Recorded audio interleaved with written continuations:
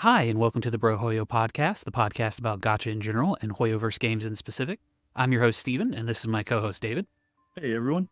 And this week, we're going to discuss leaks and leaking culture in gacha games, more with a focus on Hoyoverse due to recent events. For those of you out there who might not be aware, leaks in the context of gacha games and in gaming in general is information on upcoming characters, upcoming events, upcoming portions of the game, let's put it that way, that are released prior to public announcement by the company. There's a little bit of, I guess you could look at it as open source corporate espionage, but for the most part, when people are leaking, they're pulling it from game files, from public beta or closed beta tests, and so on and so forth. So those of you out there who might not be aware of the term, when we are referring to leaks, we're basically referring to somewhat confidential information that is released to the public by individuals who are getting access to future upcoming patches, releases, characters, so on and so forth. Part of what kind of made me decide to bring this up as our first episode was the recent Hoyoverse Honkai Star Rail. That's the one. Honkai Star Rail patch preview. I can't remember what they call those videos now.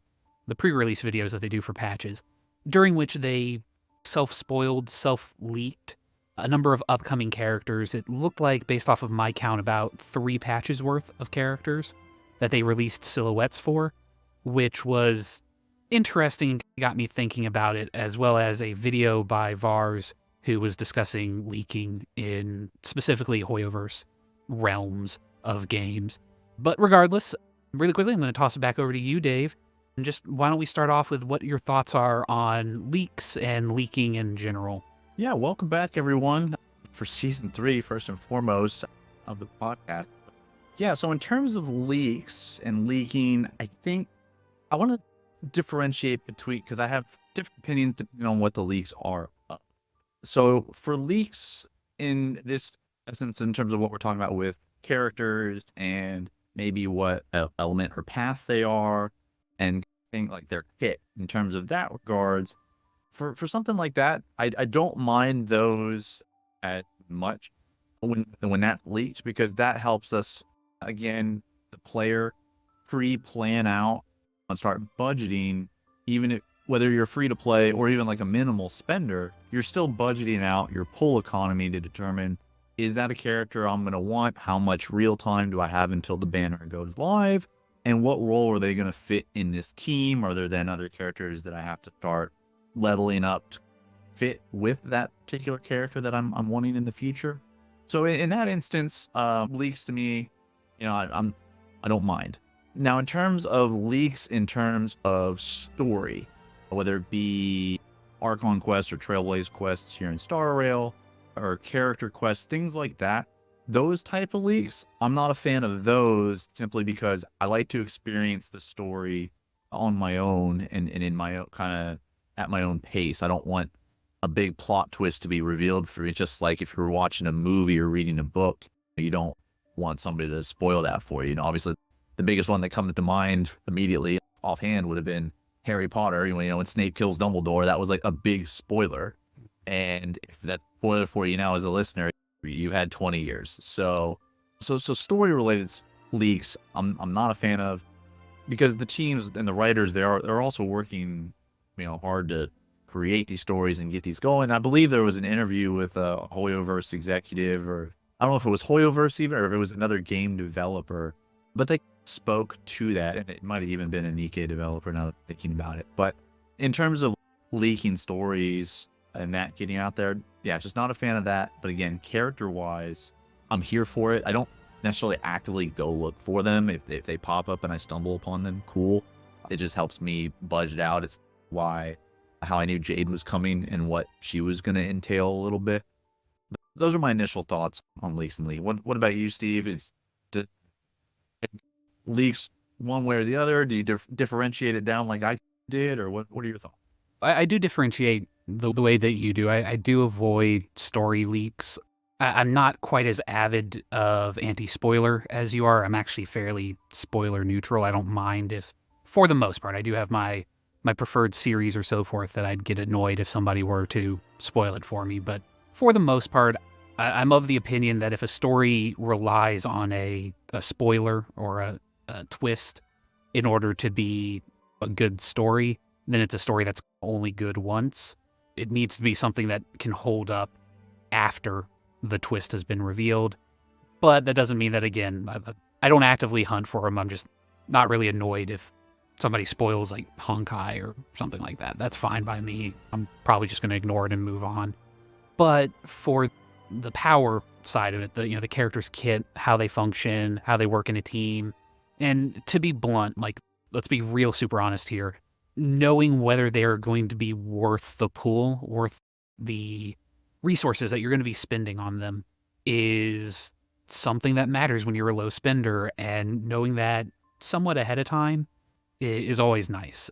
I also recognize that to a certain degree, that's counter to the way companies want to run their gacha games. They really want to keep you focused in the now. They don't want you to be thinking 2, 3, 4 patches ahead, going, okay, do I really want this character when I know that in 2 patches there's going to be this other character I really like, so I'm just not going to get this one and hold off for this other character that I'm going to like more.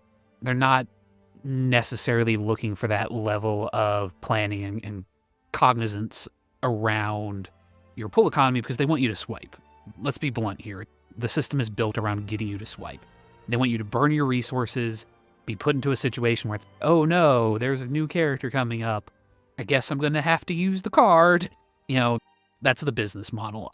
There's no judgment on my side on that, but I understand how in a lot of ways leaking could be viewed as a very big issue for a lot of these gachas. The other side of leaking that I think is important to remember is that it does affect the way that companies get to present a character. For a more infamous example is, Naya.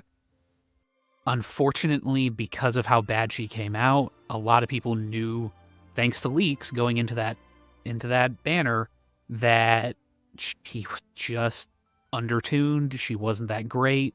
There was a lot of copium going around that, oh, maybe Fontaine will fix her, or it'll be another Yai Miko where, yeah, she's not that great now, but the next zone, the next area next region is going to fix her or bring some new mechanic that's going to tie her kit together and she's going to shoot up in value or rank.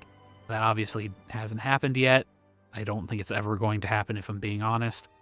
But another character that kind of also holds with this, it would be Clorind, actually.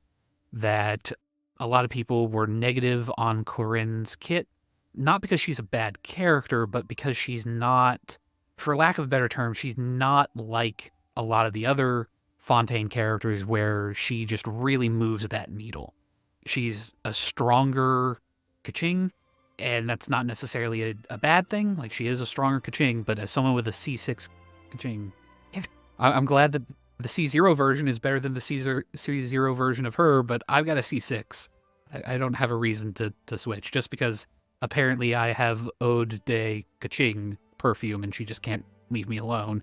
Keeps on kicking the door in on my 50/50s, but, for me, there's no real reason to pull for her for that reason, and there was a lot of negative hype around her banner prior to her coming out, just because of the fact that a lot of people were seeing her kit before it really got finalized, and a lot of the changes and balancing that happened with that. If it's even slightly downward, the character's cratered, the character's useless.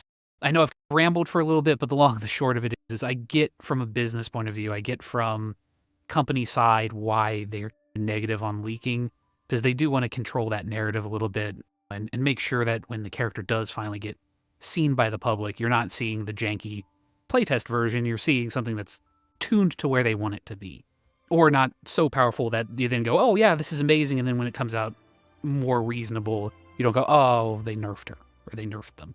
You also bring up a good point, too, in terms of how, the developer wants to portray the character or something of that nature. So another issue with leaks that have come up, because when things are leaked, it's typically something data mined.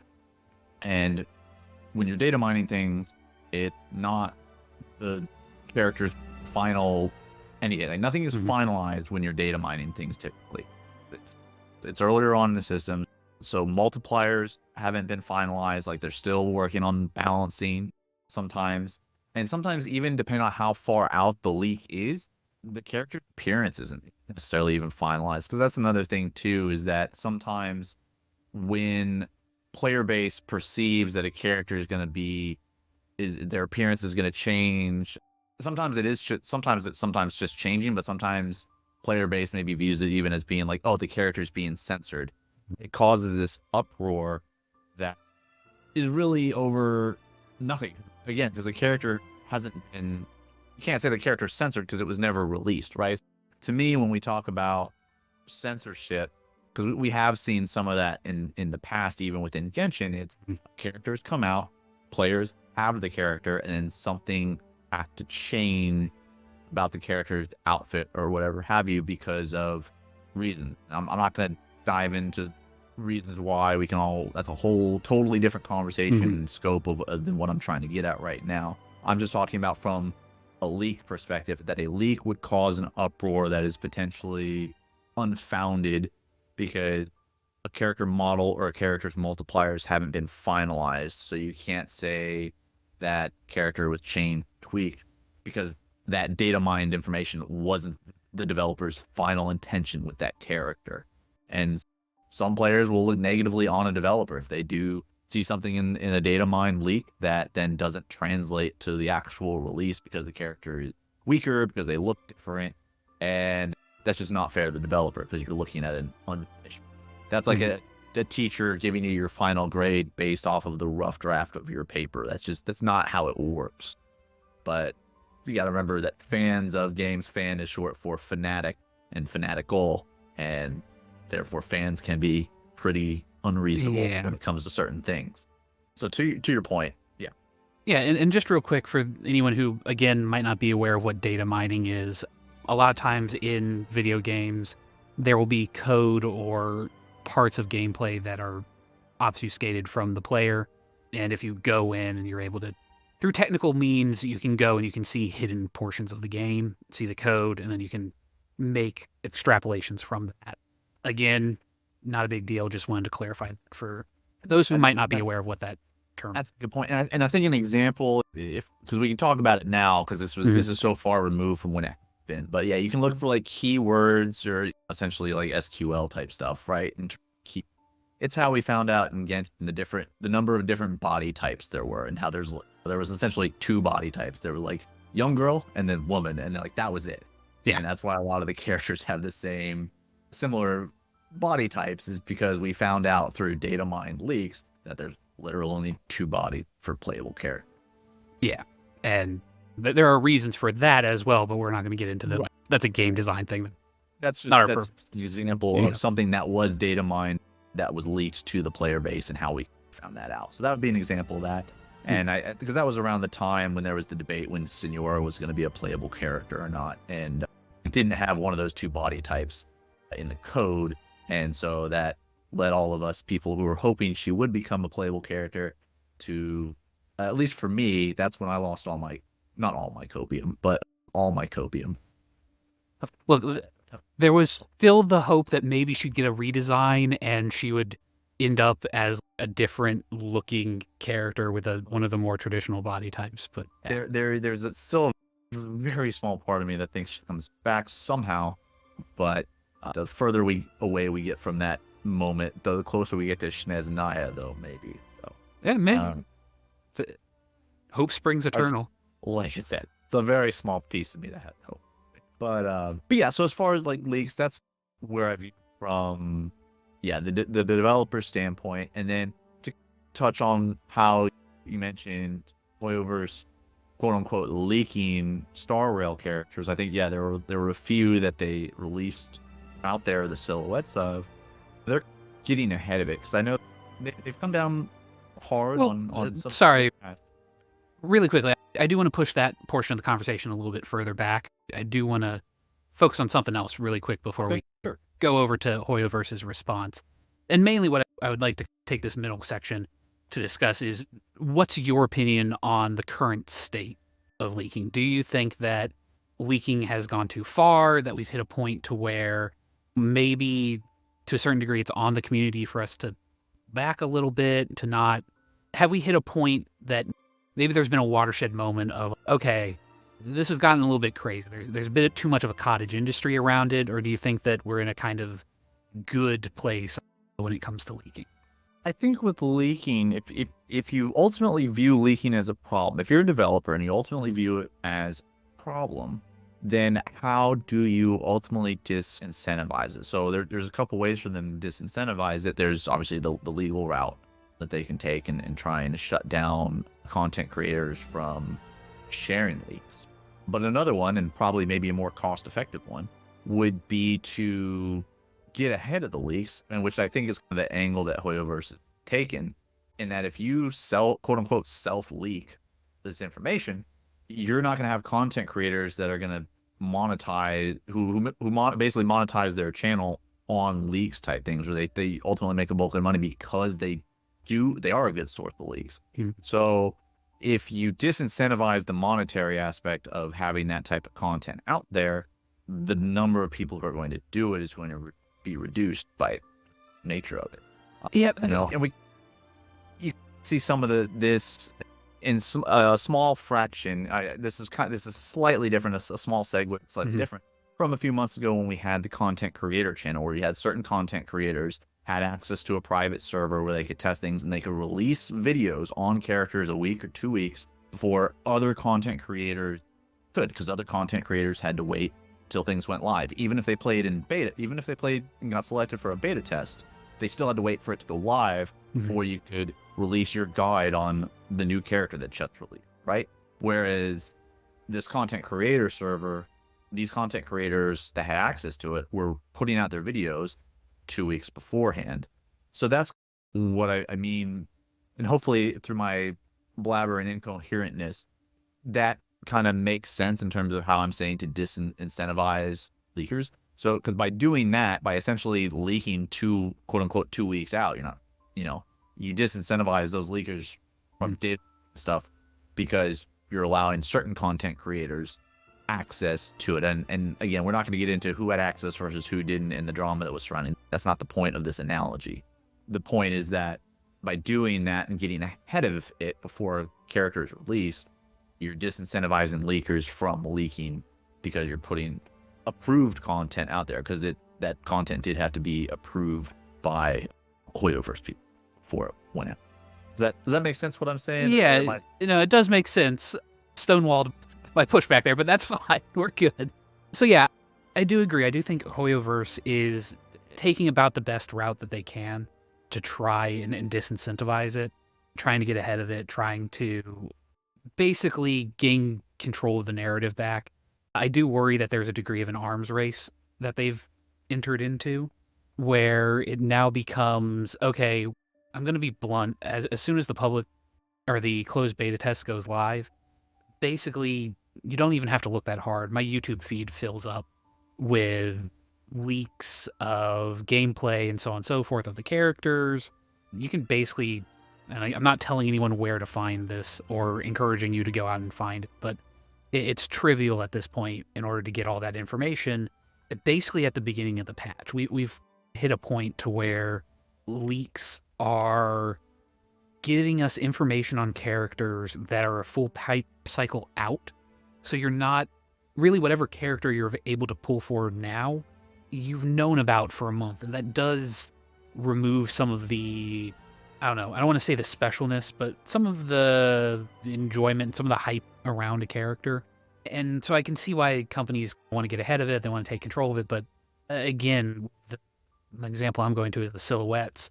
That pulling the silhouettes and putting them out there, how long until we're getting full character portraits in order to try and beat the people who are dropping the full character models out there? It seems like an arm race that eventually either they're going to have to tighten up legally, they're going to have to start really enforcing those NDAs, really start dropping the hammer on people, which they're a Chinese company. I don't know what their ability to project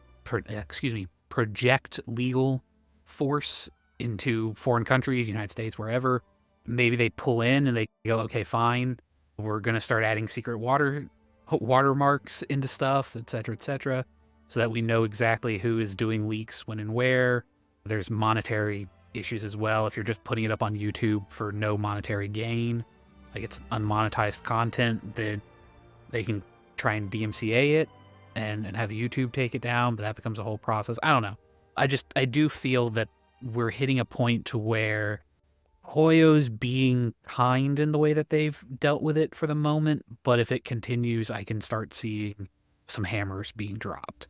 Not that they would, but what if they just started throwing out red herrings, like silhouettes of characters they never intend to release whatsoever, like fake kits. Not that they ever would, 'cause the amount of effort to creating all that, you might as well just use it. No, I think Like, the problem is the backlash. hilarious to me. And that would be terrible. Yeah, they get terrible backlash for it. That's why I said they never would do it. In reality, the backlash. You're going to have somebody who's going to fall in love with that that character. You know that there's going to be people who they see that silhouette or they see that fake character portrait and they've got it tattooed. Yeah, if you create a fake character, they might as well become a real character eventually at some point in one game. Yeah, no, I don't see them ever doing that just from a PR point of view. Look at what happened with Senora. Yeah. She's dead and we're still sitting here going, but maybe she can come back. She's a butterfly. It's about rebirth and so forth. And that's on theme, right? I'm not coping.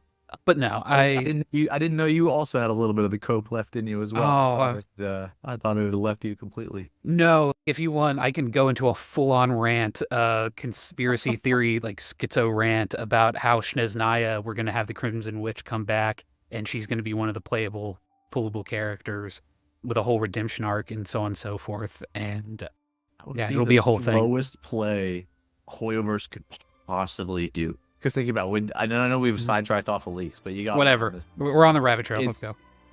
Come down this rabbit trail with us. Yeah, because Senora died early on. Like we were still, I forget which patch number it was, but it was 1.0. In a Zoom, no, it would have been 2.2 because it was the same patch that Raiden came out. Yeah. So she died. I was gonna say it was either ones or it was very early twos. I couldn't remember which, but yeah. So 2.2 or something like that. And we're at 4.7, and it's been 2+ years, and we're about to go to Natland, and then beyond that, like we're still not in Sneznaya, right? We still have time to go. So that would be the slowest, most longest of long cons, long plays. If Hoyoverse does that, props to them. Yeah, you already got me in, but props. Yeah, it's not 8-bit theater like a long con, long play. That I think is still the A number one long con. With the 4 white mage joke, just for those who might not be aware. In terms of gacha games. Yeah, in gacha games, yeah. It's long to do that type of long con where it's like, because think about how many gacha games have maybe had that lifespan of 6-7 years. Like I'm offhand, I could think FGO, One Piece, Treasure Cruise. Now, to be fair, I'm also looking at it through a global lens, because I know there's gachas that are only in China or only in Korea or only in Japan that never even see a global release that have been going on for a while. But in terms of global popularity, yeah, for Genshin, if they did something like that 7 years after the release of the game and like 6 years essentially after the character died, holy hell, what a play. And I guess bringing this back on track, one of the reasons why I think that might be possible is I've noticed a trend not to lean too much into the Honkai versus Genshin, but hang on, guys, he's about to go conspiracy theory. Oh. Well, not full conspiracy theory, just not full. I think that yeah, I've noticed that with Genshin, you don't see the same sort of anti-leaker reaction that you're getting with Honkai. Like Honkai, they are releasing character portraits, months before the character actually goes live, with at least the path and the element attached to them. Again, with the silhouettes that they just dropped, some of those characters are at least minimum 2 to 3 months out. They're doing drip marketing way ahead of what I see in Genshin. And maybe it's because I don't pay quite as much attention to Genshin, but I feel like for the most part, Genshin is not doing the same thing in order to push back on leakers the same way that Star Rail is. So the only marketing I've seen for Genshin, and again, this is just content that pops up, not me actively searching. Because if you Mhm. actively search for stuff, I'm sure you could find stuff. But I think the only thing that's popped up in my algorithm would be there's maybe a Dendro user girl, begins with the E. I think it was like Elaine or Yeah, something like that. Emil, I believe is her name. Immediately, yeah, or something like that. So that's the only one that I know. I know now. Obviously, we had Clarin, and I pulled up for Mhm. Clarin. We can talk about my experience with that. That next one, I'm gonna just call her Elaine, even though that's not correct. That's the only character as far out that I've seen that I know is coming. There's probably others that maybe you could speculate based off of in-game story stuff. Mhm. What we know, yeah, I'm trying to think beyond that if I've seen anything, and I don't think that I have. Now, if I actively go look for it, and again, we're not gonna sit here and tell you where you can go to find it, but just know that there's a place that sounds like Shmub Reddit that is dedicated to leaks. And that may have something, I don't know, but it's just a lane as far as what I've seen and know. Yeah, and My well's dry from Clarin, so I'm not pulling for anything new. Wild. yeah, I'm at the point where I'm going to be honest. I'm basically only looking at Archons moving forward. I feel like my account is basically where I want it to be. But again, that's a different conversation entirely. But yeah, I could see them. I could see the Signora reveal working a lot better in Genshin just because they seem to be a lot tighter lipped around Genshin.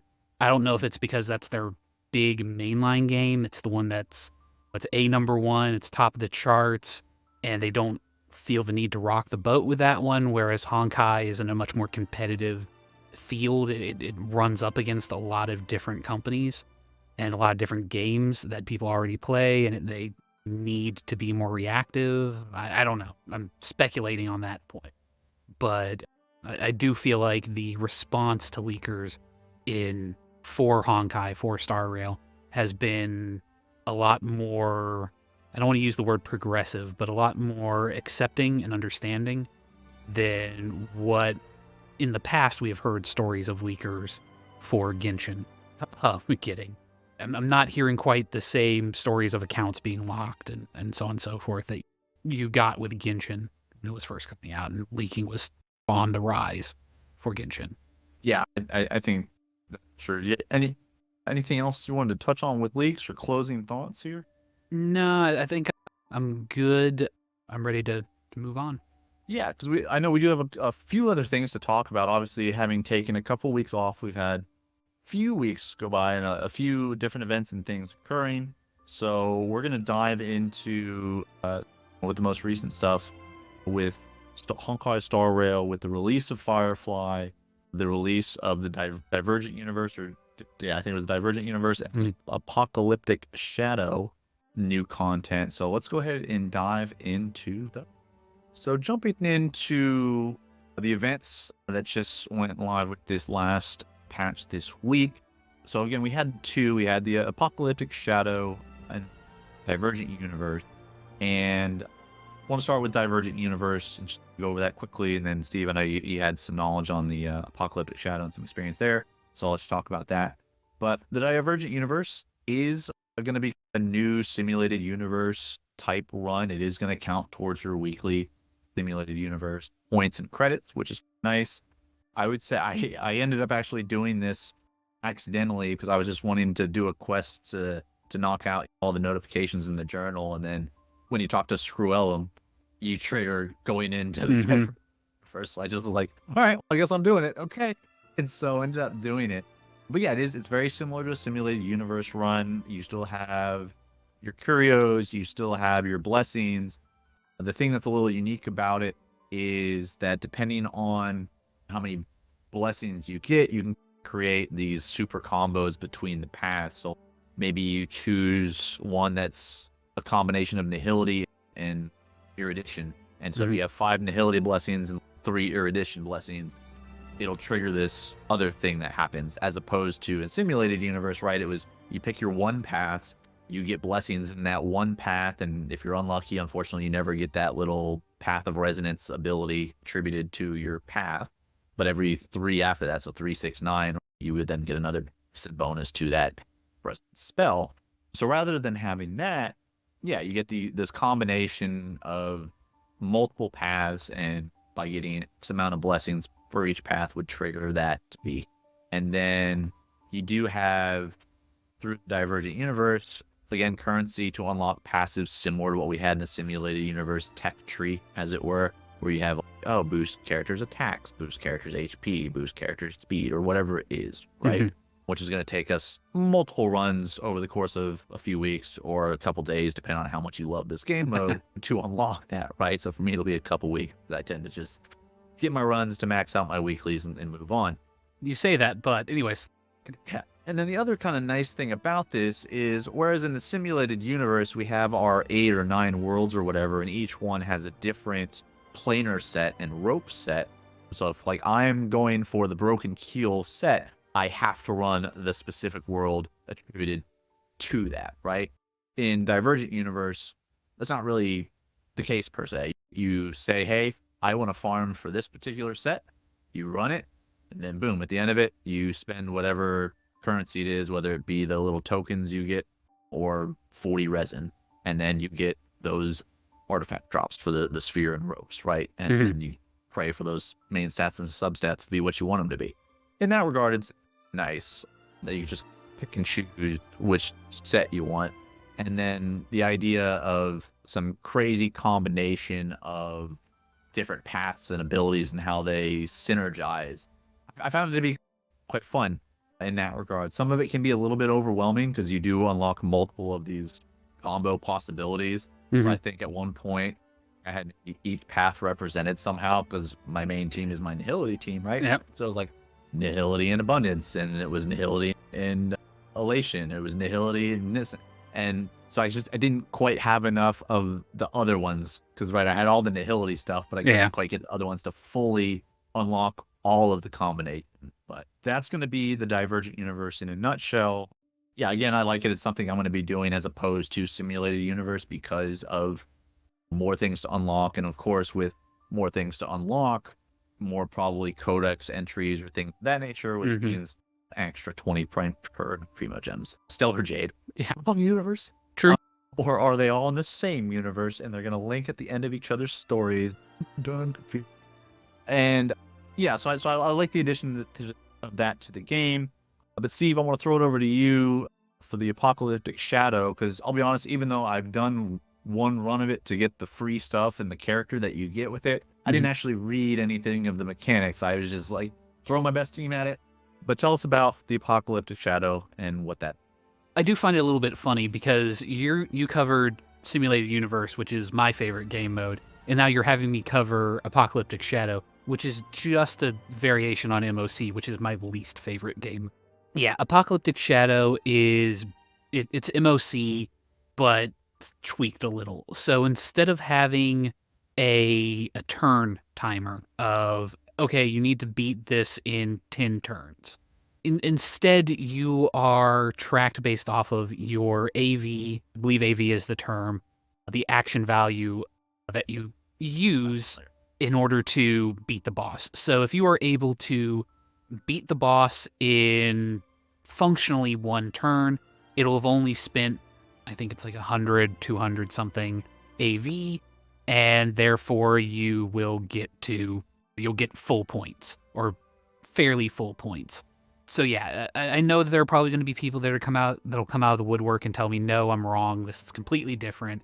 But essentially, it's another variation on MOC. You bring two teams, you beat the boss, you try to beat the boss in as few turns as possible. I'm probably oversimplifying that. I'm sure that there are going to be people again that go, no, it's got all this different nuance about it. But Simple here, simple yeah, explanation. No, it's like MOC, but maybe it's more. Even MOC has story bosses. yeah, it's also a little bit different in that you don't have the pre-phase in the same way that basically the bosses tend to be dual phased, but they're not like MOC where you'll have like a round of maybe an elite and two little guys. In Apocalyptic Shadow, you will typically have one, maybe a boss and a sub boss in the same phase. It favors Hunt a little bit more. It's definitely not pure fiction where you're going to be taking in Himiko and Herda and so forth. Keep them out. You can do it. Spoilers, I did do a few low level runs with those characters and they were okay, but this really is a boss kill mode. It's really built around bring your destruction characters, bring your hunt characters, bring your hyper carry. It's not really made for wave clearing. I really am left going, I don't know what MOC is for anymore. I know that people have been beating it fairly easily, that it's one of those that for the whales and the super serious gamers, MOC is a bit of a joke. I think the idea is that Apocalyptic Shadows are supposed to be harder, that this is the true end game that Genshin will never get. But at least from the time that I played to it, I got to the final. There's 4 tiers of it, so I got to the 4th tier, 4th fight, and was able to finish it. I didn't score great. I'm not going to pretend like I 3-starred it, but I was able to finish it. It was okay. Yeah, I'm the wrong guy to be doing a review of it, but yeah, it's neat. It's going to fairly heavily favor whatever the new character is. I pulled Firefly. Guess what? It was fairly straightforward for my Firefly side. Yeah, so you're not the right guy to review Apocalyptic Shadow, but maybe you're the right guy, to review Firefly, because you did pull, so she's going to be the new character that dropped this week, along with the Rune May rerun, which we're also going to break down Rune May as well, just for those that are considering pulling for either one or both. We do want to talk about both characters because both have a pretty big impact potentially to your team. Steve, with your experience with pulling for Firefly, go ahead and tell us about that. I'm the proud owner of a E3. So we lost our 50-50. Okay. Yeah. Not super happy with that, but it is what it is. Anyways, let's move on to happier things. Let's move on to Firefly. I would say Firefly as a character is very fun. She is a break DPS, which, again, for those listeners who might not be familiar with Honkai, there is a toughness bar on all characters that have elemental weaknesses. If you hit them with elemental attacks, it deals a certain amount of toughness damage, which once you deplete, the character or the enemy breaks and they take more damage. Technically, when they are unbroken, they take 90% of whatever damage they would have taken. When they're broken, they take 100%. So they take roughly 10%, slightly more than 10% more damage when they're broken, as well as having secondary effects depending on the element type. We're not getting into that. It's not the purview of this discussion. Firefly is built around basically breaking enemy toughness and then doing loads of damage while enemies are in that broken state and so forth. She has built-in super break damage, so she does not technically require Harmony MOC or Harmony MC to do super break damage. It's just a lesser version of it. You are still, I'm going to dip into team building because it's very simple. Robin has one team. You want to bring Robin, you want to bring Ruan Mei, and you want to bring Harmony MC. The sustain character can be switched out freely. I'm not going to say they don't matter, but for the most part, they're irrelevant. Gallagher is who I run with them, and he's doing 100K breaks, super breaks, because he's built around break effect. That's pretty cool, but not relevant to Firefly, who is consistently doing 300K damage each turn. The way that her kit, I'm jumping around, so I do apologize, but as a break character, wants lots of break effect, and the way that her kit functions is you don't have to worry about energy for her. Whenever she does her skill, she gains a fixed percentage of energy. She has a 240 energy ultimate, but every time she does her skill, she gets 50% of that. So she generates 120 per attack, which means roughly it's going to be 2 attacks per rotation in order to get her back into her ultimate. But when she enters combat, she starts at 50% if she's not already at 50%.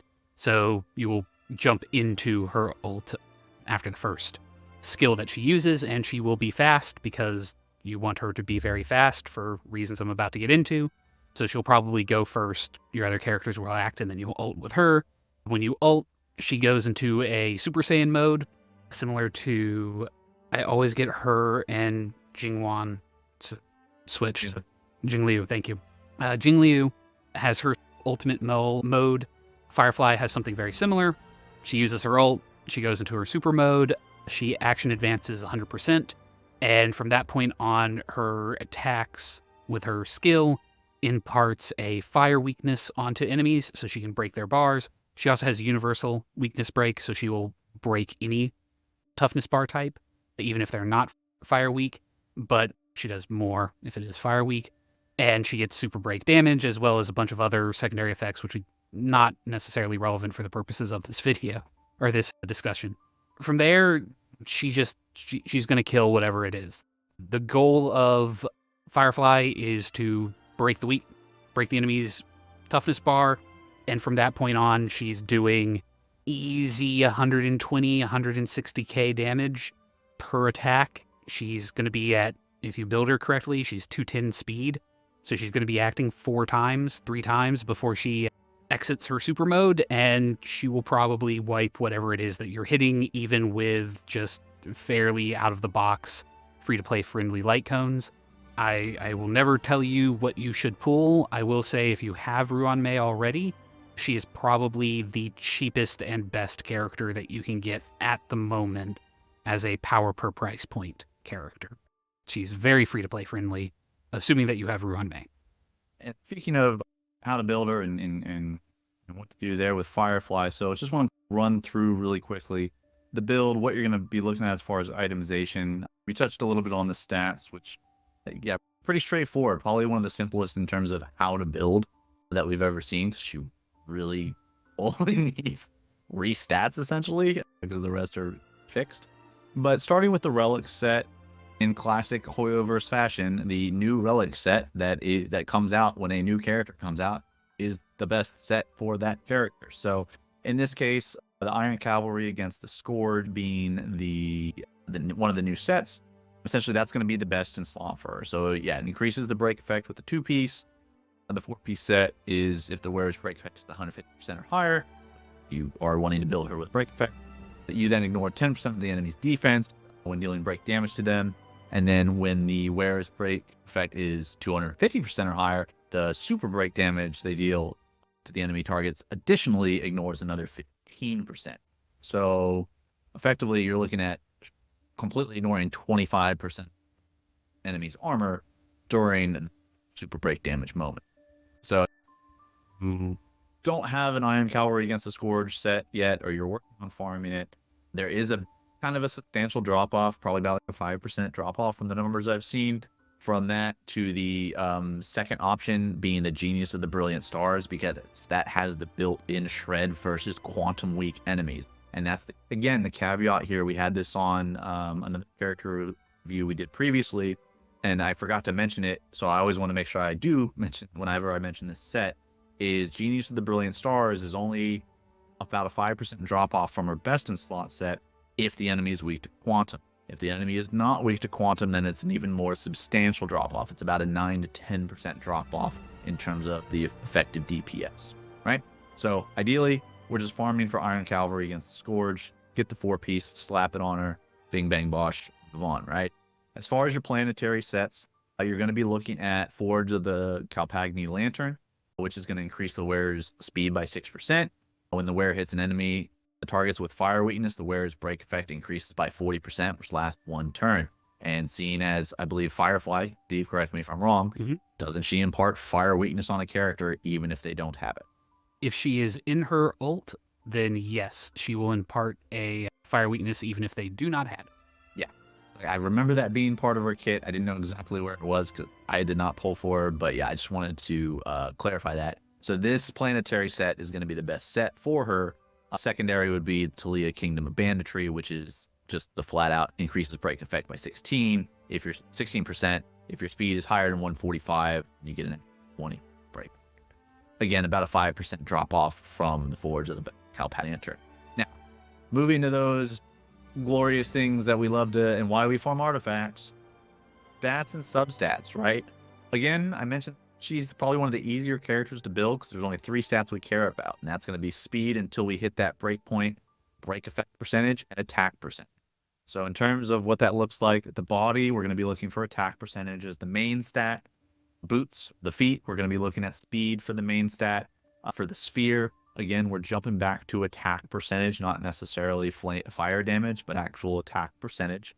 And then finally, that link rope is going to be the break effect again, well.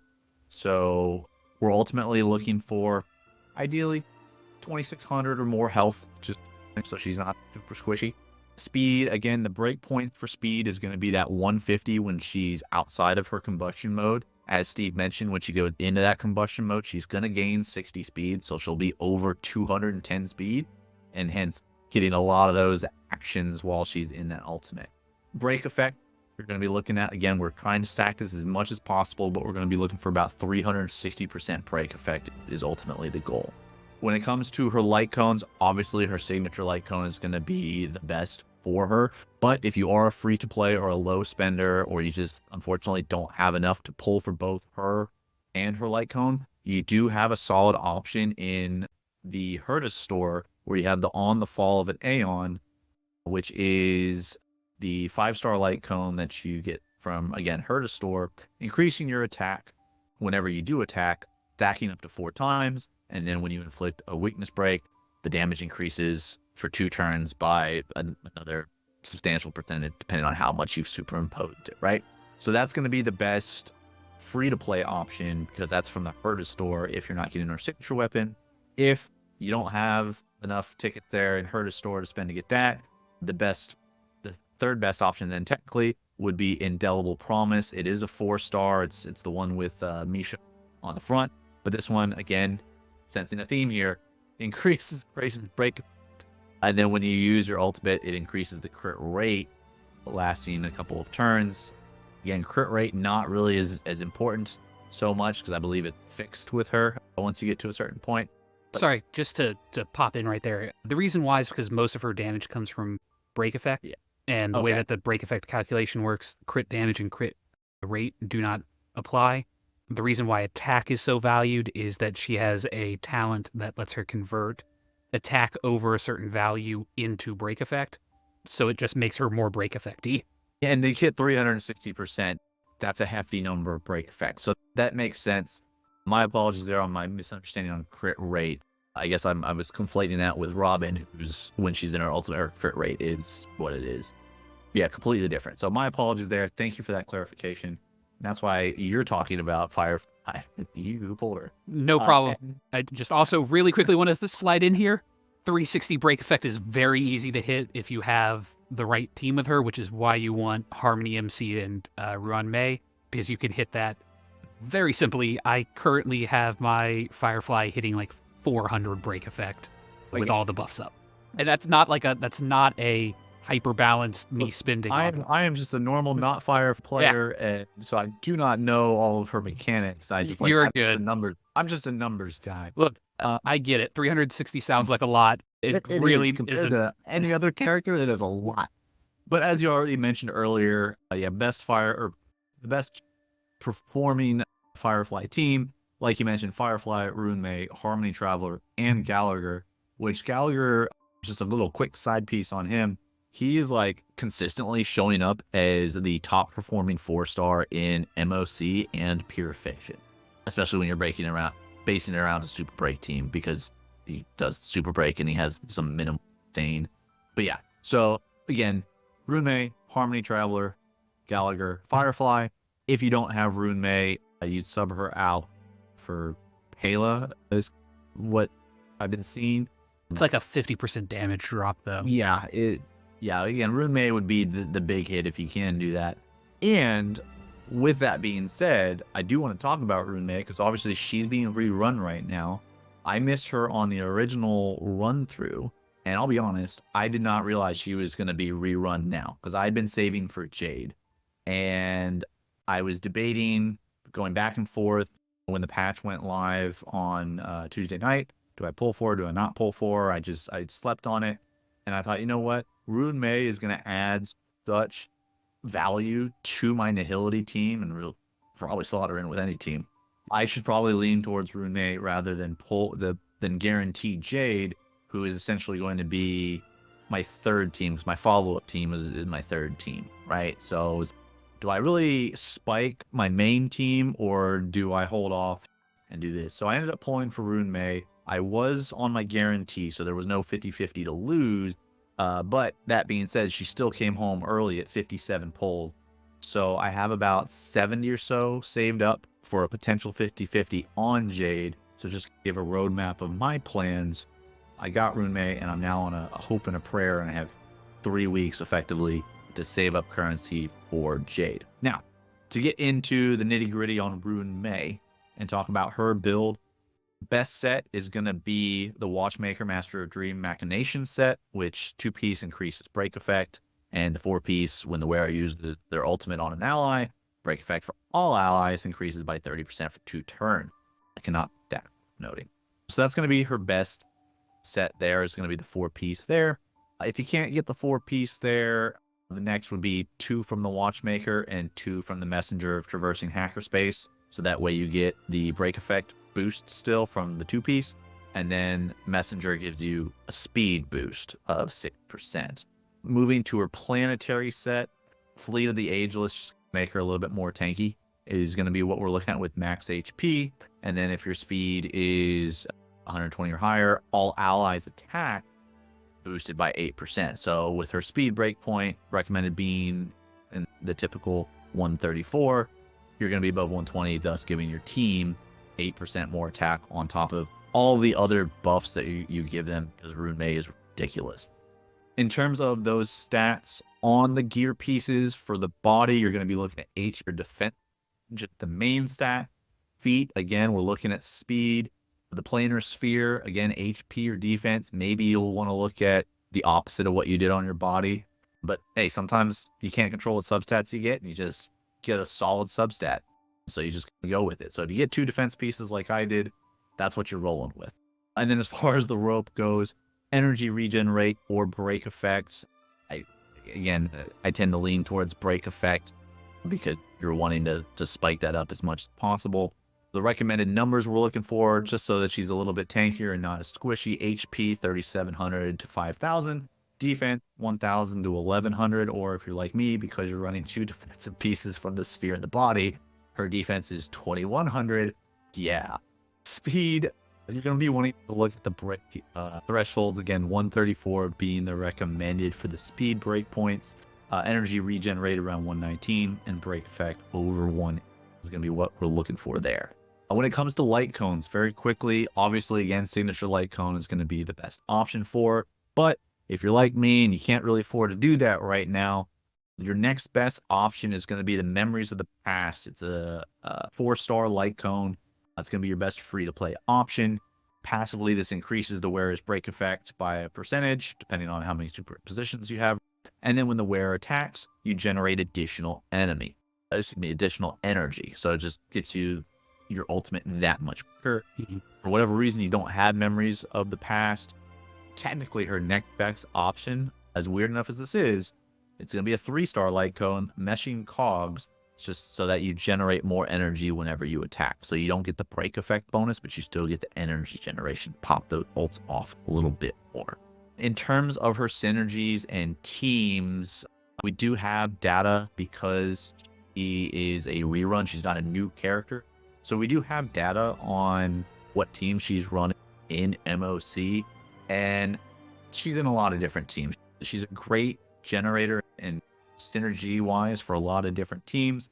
The most recent cycle we had was Himiko, Harmony Traveler, her, and Gallagher. The team that I run, because I'm Nihility, right, is going to be Kafka, Black Swan, Rune May, and Huoho. Again, there's many others, but I do just want to hit on those because that's quite literally from the last MOC, the second and third most popular teams to be run that were involving any characters, but Rune May had the second and third slots. And if you're curious about more numbers, she also had the 8th and 9th, 13th, 15th, 17th, 20th, 23rd, and 25th. So quite literally in the top 25 team combinations in MOC during the last cycle, she's on 10 of those 25. 40% of the teams included Rune May. So she fits a lot. That's what I'm trying to say. She is a universal support. She's between her and Robin. Yeah, they're break effects. She passively gives your team more speed. Break efficiency. Say, pulling for her and getting her and basically instantly being able to build her, because I had a lot of fuel saved up, so I could just burn through those to get. The only thing I haven't done yet is her talents are at 7 of 7 across the board. But man, she has allowed me to push further and easier in MOC in my Kafka team. and it really rejuvenated me to do those game modes. Because similar to you, I don't do those too much unless like I have designated time where I'm sitting down to do it. Like they're not in my daily cycle of doing a stage and then like backing out. I have to sit down and dedicate. Okay, this is what I'm gonna do. But you got Rune May on the original run. Correct. So you can speak a little bit to your experience on that, because I know I went through all the technical stuff and some slight anecdotal, hey, this is my experience with her. But what about your anecdotal? My anecdotal is I have the big three of the support characters, Sparkle, Robin, and Ruan Mei. And basically my go-to is if I'm using Robin on one team, Ruan Mei is going on the other. If I'm using, unless it's a situation where Sparkle needs to go in instead, Ruan Mei is a universal character to add to a team. She just gives out so many advantages, so many buffs, that she's a true universal support. She's going to do better in teams where there's multiple DPS, dual DPS characters. So for hyper carry, she's technically less valuable. I originally put her on my Jingliu team, and I've since actually pulled her off of that just because other reasons. There are better characters that actually fill that slot. But again, for my Nihility team, that's what I run. Kafka, Black Swan, and Ruan Mei. I will throw her into I have Robin, so I don't really use her for the follow-up team, but before Robin came out, she was the support slot for the follow-up team that I had. She's, like I said, she's a great universal character. I would also say that, as I mentioned in the Firefly commentary, she's basically a requirement if you're going to be running a break team. At the moment, the break team meta is rather limited. So if you have any interest in any character that is a break character, or if you think that is a archetype of team build that you might be interested in, she's basically the cornerstone. I don't see her being power crept until in the next 6 months, if I put it that way, just because they would basically have to release a character that is just Ruan Mei plus. I could see other characters that might sit alongside her, but I don't see anyone who outright replaces her for a while. That being said, I don't have visions of the future. We were all saying that about, no leaks. And the caveat is we all were talking about Silverwolf being irreplaceable. She's a character that's golden and going to last forever into the future. And none of us are talking about Silverwolf anymore. She's a character that is no longer really discussed. Still talking about that 4-star light cone we got during her event. Oh, we are. That is a plug and play on most Nihility. Very true, but Silverwolf herself. Yeah, I think she sits okay in an Acheron team, but I think that's the only her. Yeah, she has a couple of applications, but her niche is narrowed. I did want to, you mentioned two things, and it's not related to Firefly or Rune Mei directly necessarily, but it is something that I was looking at when I was considering pulling for Rune Mei, because I was moving my teams around and trying to figure out what works best. And so I moved Fushuan to my Jingliu team, and I moved Ho-Oh to my Dot team, because Ho-Oh gives more attack, and that's more pertinent to Dots than the crit rate that Fushuan gives, whereas crit rate on Jingliu would be much better. But what I was considering in terms of supports is I was doing a comparison between Bronya and Sparkle, because I have both are relatively well built, and I could play either one in the Jingliu team. And I was debating this, and I was looking at numbers, I was reading some guides and looking at their tables and their stuff that they'd done. And for Jingliu specifically, and then Blade, Bronya comes out the better play if you're doing the carry -1. So basically, if you're carry, so in this case Jingliu, you build to where Bronya is -1 speed or -2 speed. So Jingliu goes, Bronya goes, and then pulls Jingliu back up to the top. That's how I play my hyper carry team, because that's what my speed substat rerolls have allowed me to do. Because there's two ways to play Sparkle. There's that same way, and then there's the 160 plus speed Sparkle, which I don't have 160 on any combination of gear, much less a complete set.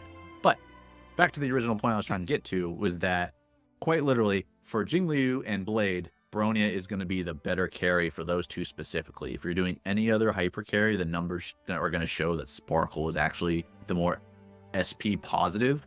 She is the more SP positive character in general, but with Blade and Jing Liu, they are not as SP dependent as some of the other carries would be, because as you referenced earlier, Jing Liu enters her Super Saiyan mode where she's not actually using a skill point when you use her E. Because Bronya is more skill point negative, even with signature light cone, which provides a skill point on every other ult effectively.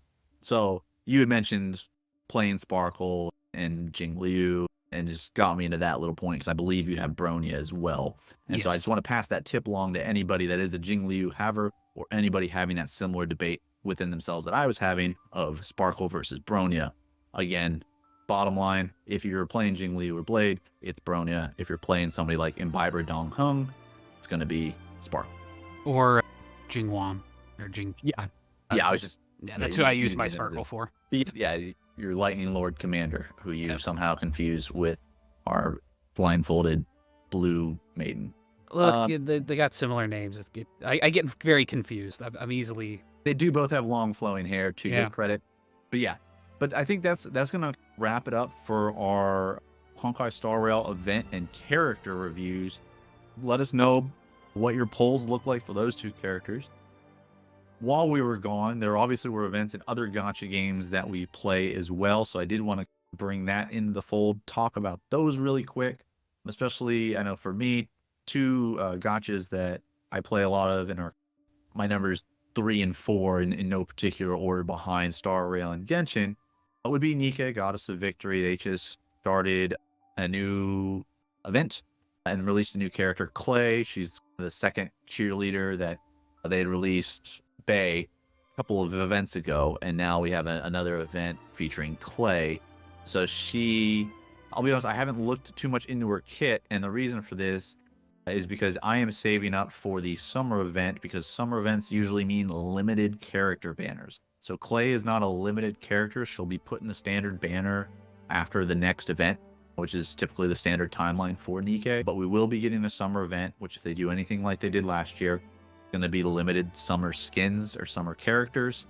And maybe they do a rerun of the limited characters from last year, but I can't imagine they don't introduce a new character as well. I'll be saving for that personally, but Clay is available to be pulled for the next, I think, 2 weeks or so. The other gacha game I'm playing a lot of, they just started their anniversary event, so it will be, by the time this goes live, a week in, so you will still have roughly a week and a half left, would be Brown Dust 2. So they just started their anniversary event. This is going to be their summer event, so everything that comes with that being swimsuit skins and that.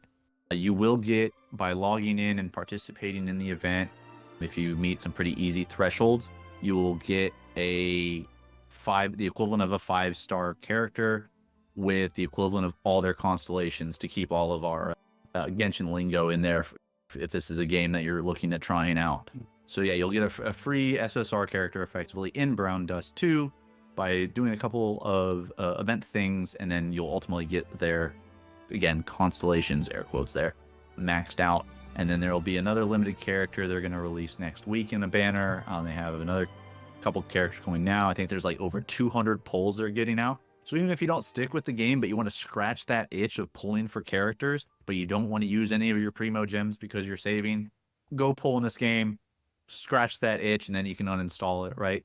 But so that's what's going on there with Brown Dust 2. Anything, Steve, in your neck of the woods for any gachas that you're playing?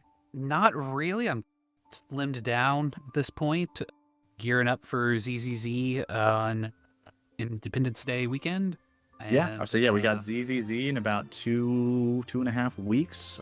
So that'll be good, because that'll be anniversary will be winding down for Brown Dust 2. Unfortunately, I think that's right around the time Nikke's summer event will start. So I'll have both of them. But looking forward to ZZZ. Yeah, in a couple of weeks. We also posted up this week a video of my playthrough for Hellblade Senua's Sacrifice. So if you're interested in checking my misadventures in that game, because that is a franchise I went into kind of blind. I knew very little bit about it.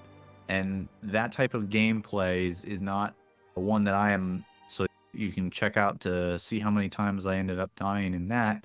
And we'll be releasing part 2, I think, later on this week. So be sure to check that out in the conclusion of the Let's Play Senua's Sacrifice series. And then let me know if you want to see me play the sequel as well, or if maybe I should just try out some different games or such. But we do want to thank you guys for joining us this week. Again, let us know down below what your thoughts are on leaks and leak culture, and if they've gone too far, or if they're good with the kind of leaks that you're getting. Let us know if you guys end up pulling for Firefly or Rune May, how those went. And then if you did enjoy this episode, be sure to leave a comment, follow, subscribe to the channel. You can email us at brohoyopod@gmail.com with questions or suggestions for the show.